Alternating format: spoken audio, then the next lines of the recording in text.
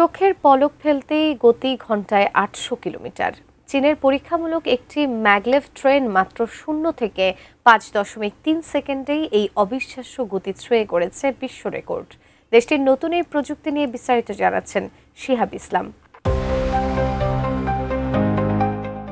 1 কিলোমিটারের একটি ট্র্যাক, তার উপরে দাঁড়িয়ে প্রায় 1.1 টন ওজনের ছোট একটি পরীক্ষামূলক ট্রেন।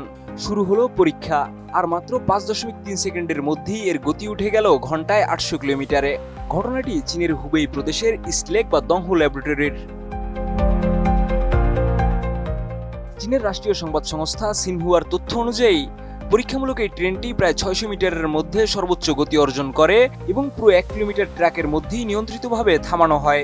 পুরো পরীক্ষা শেষ হয় মাত্র কয়েক সেকেন্ডে।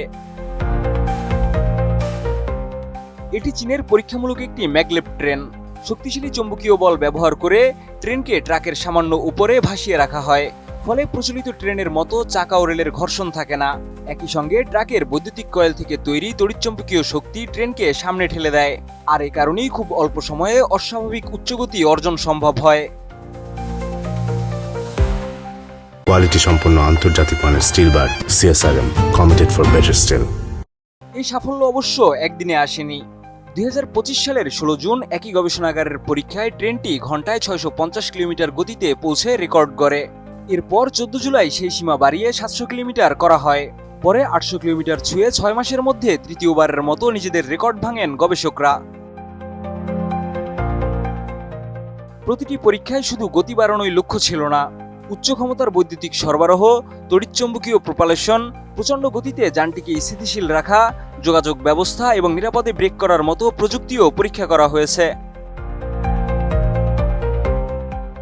তবে ঘন্টায় 800 কিলোমিটার গতির এই ট্রেনটি এখনই যাত্রীদের জন্য নয়, এটি মূলত একটি পরীক্ষামূলক প্ল্যাটফর্ম।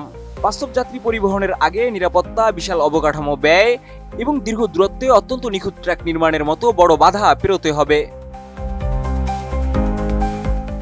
চীনের বহুল পরিচিত ফুসিং ট্রেনও ম্যাগলেভ নয়, এটি প্রচলিত হাই স্পিড রেল এবং এর বাণিজ্যিক পরিচালন গতি ঘন্টায় প্রায় 350 কিলোমিটার। অর্থাৎ পরীক্ষাগারের 800 কিলোমিটার গতিকে এখনই চীনের সাধারণ ট্রেনের গতি হিসেবে দেখার সুযোগ নেই। এছাড়া এই প্রযুক্তির সম্ভাবনা শুধু রেলপথেই সীমাবদ্ধ নয়।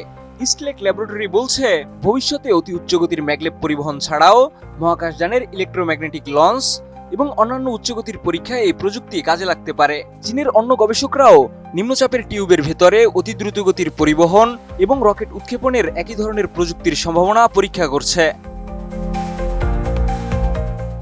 শিহাব ইসলাম, ATN নিউজ।